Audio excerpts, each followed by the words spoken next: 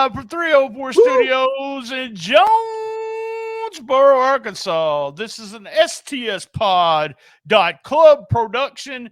Real quick, we're late due to some tech difficulties, but thanks for joining us and thanks for listening to it on the main feed.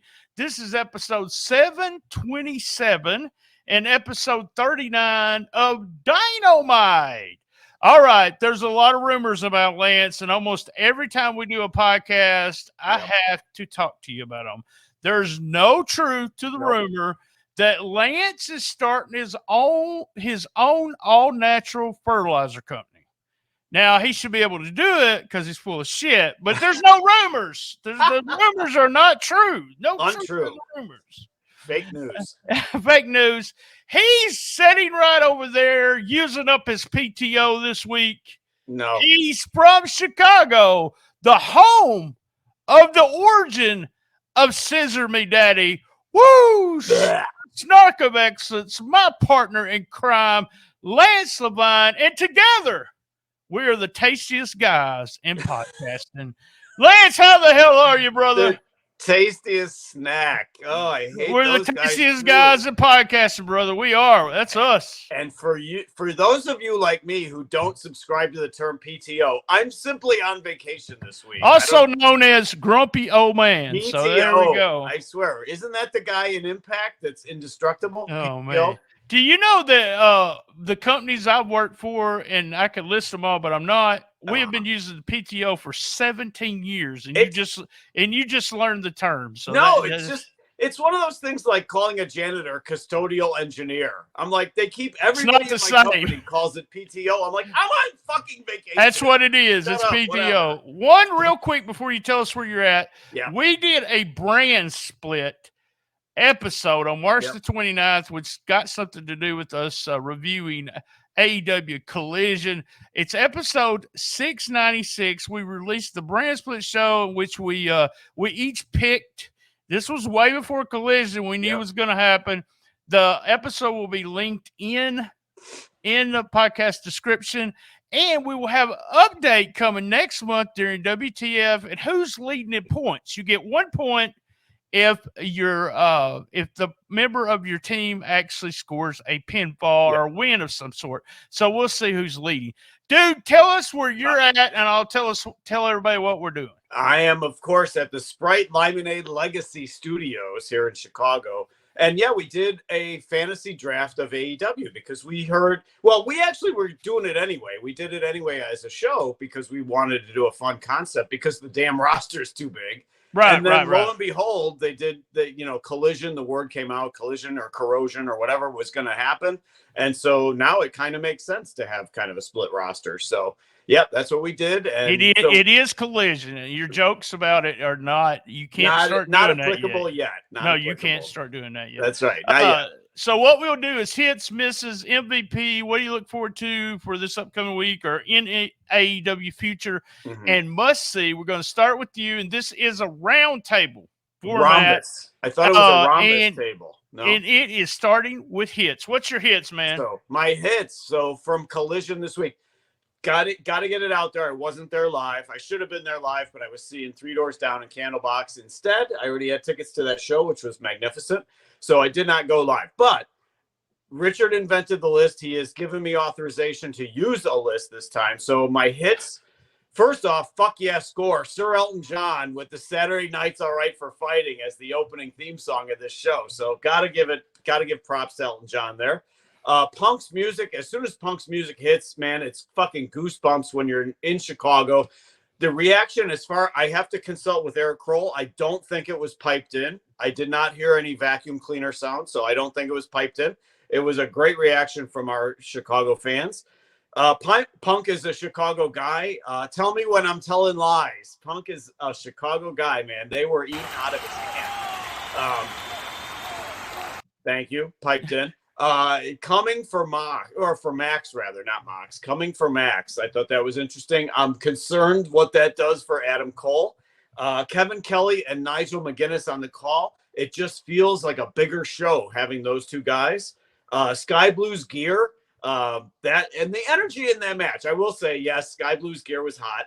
But the energy in that match was very strong. I think partially because she's from Chicago, so the fans were really into it. I do love that running code blue that she does. It's a cool looking move. But my number one hit is the Buddy Murphy and Andrade match, which Mr. I thought Andre. was absolutely excellent match. I thought that Buddy tapping to Charlotte's hold as the final, as the close for that, was a wink, wink, nudge, nudge to the IWC. But I will question, why is Andrade a face? But overall, that match was excellent. My biggest hit of that show. The show was excellent. The show was. Here's the thing I liked about the show is it was different. And it felt different. It was not a lot of high spots. It was wrestling. I'm going to just piggyback real quick. Theme song, Punk coming out, announcing crew. I'm tired of being nice. Counterfeit Bucks. The King is back. Tell me if I'm telling lies. All that stuff. The announcing crew loved those two guys together. Yeah. I'm going to add Luchasaurus. I didn't like that match, but Luchasaurus being a champ, I liked the Luchasaurus character, and I think I had him on my team. I put Mr. Andre and Buddy Matthews. I love the finish with the figure 4 to the figure 8. Absolutely just a shout out to his family. Yeah. And my final hit was the trios match.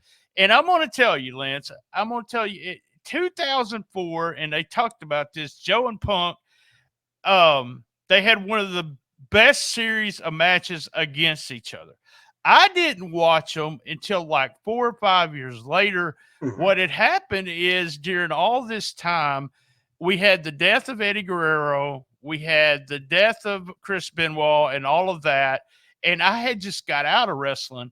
And I give Joe and Punk, and they mentioned the day, 6,518 days since those two guys had touched. But I give those that trio of matches a credit and get me back interested in wrestling when I had just quit completely because of the death of two of my favorite wrestlers. And so big hit for me was the trios match. The main event. Yeah. What about misses? What you got, misses? Misses. All right. So first off, the fact that they still are doing fucking restaurant quality picture in picture. I was hoping against hope that this is a new show and they're going to go a different route and not do the fucking picture in picture, but they were still doing it. I was disappointed in Chicago that we didn't get a turtleneck chant for Christian. I thought for sure we would get a turtleneck chant. They blew it with the Wardlow push, man. I'm telling you, they've just blown it with that guy. I got a new name for him. I'm going to tell you during the misses. I just don't know where it went wrong with him.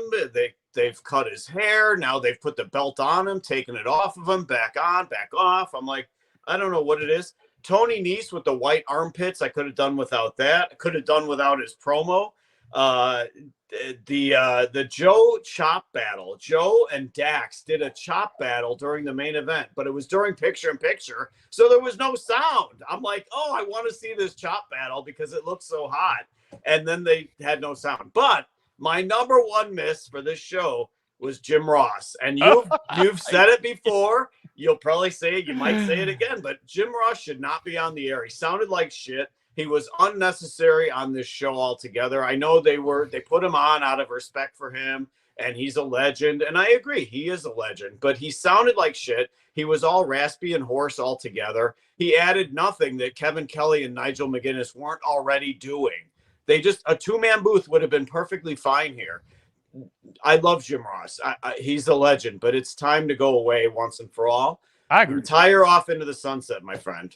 That's my number one miss on this show. Is Jim Ross. My miss is, I'm going to start at the top, and you mentioned it, Warlow. I got a new name for him, Lance. Here he is. He is Borlow. Because he's boring as hell. Even Christian can't make this guy interesting. Yeah. We had QT Marshall on this show. Big thumbs down. Miss.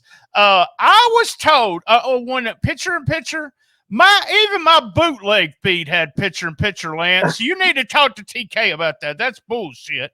But they were real smart during the Matthews and Mr. Andre match. in the picture, they actually did selling the injuries and we're not doing anything. Man, Tony Khan, this is a miss. He's got to do something about those lights. They keep going out, Lance. What the hell's it? They go Pay out. the bill. Pay the light bill. Damn, Bill.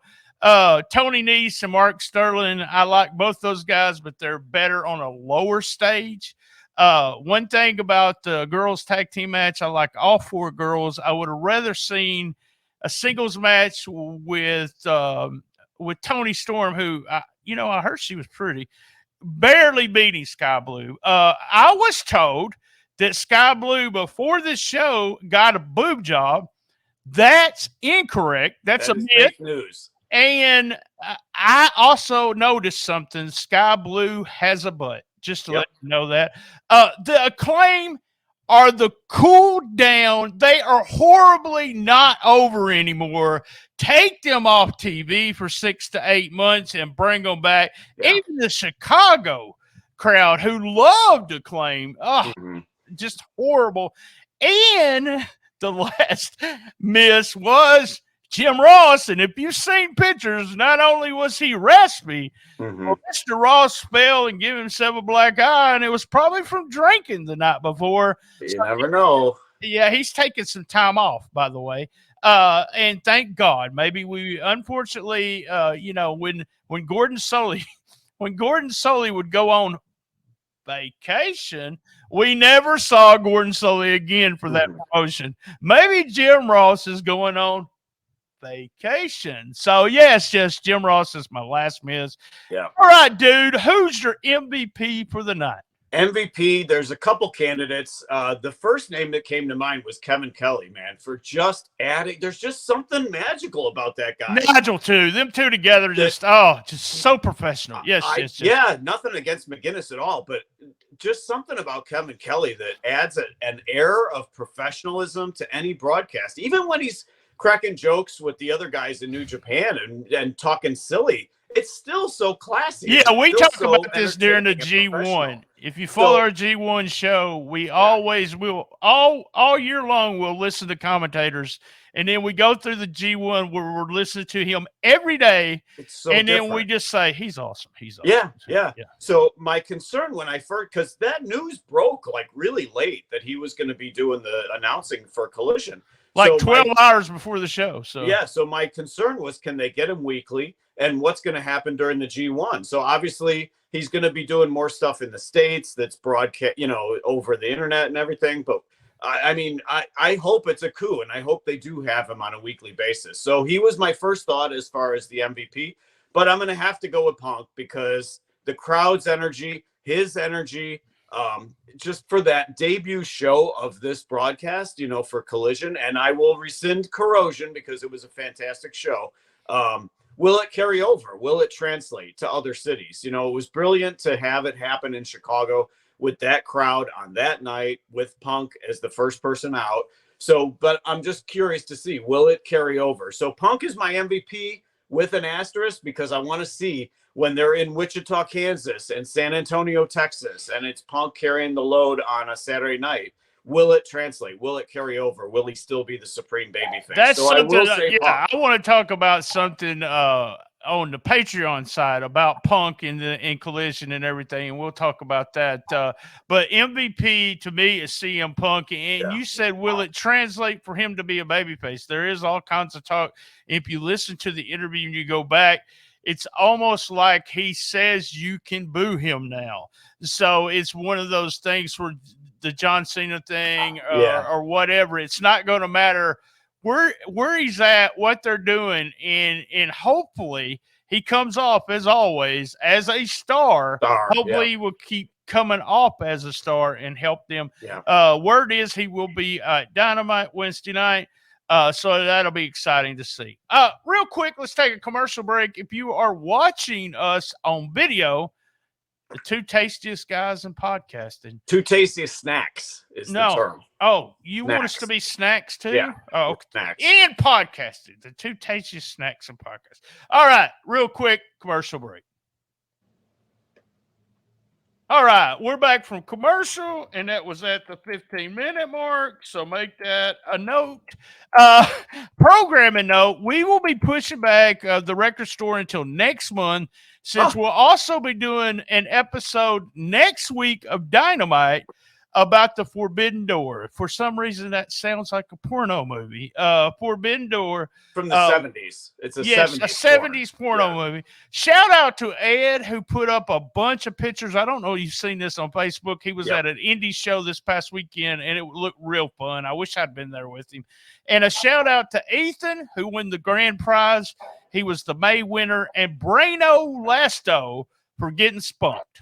So Braino Lasto got spunked this month. So congratulations. You got any shout outs or anything? No, I'm on PTO. So shout out to PCO. All right. What do you look forward to upcoming in AEW? Either this Wednesday night or the next Saturday, or what's up? In general. So I'm definitely looking forward to this Wednesday because I will be there at Wintrust Arena. I'll be there with Eric Crone. So a couple things I'm looking forward to, since there's apparently, I don't know, are they staying in Chicago? I'm wondering if some of the AEW talent has stayed in town. So I will be on the lookout. I will watch for Orange Cassidy because I know you're a big fan. So what I'm looking forward to, Suzuki in Chicago. We have not only Suzuki at this Wednesday show, but we also have Zach Sabre Jr., the volleyball player from across the street from you. In general, I'm looking forward to Collision continuing that type of excellent, energized, fun show, because that show was fantastic, top to bottom.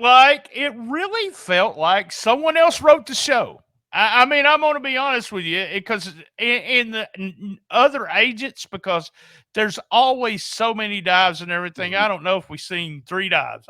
Maybe not. I don't know. It was fast-paced, energized, just a great show.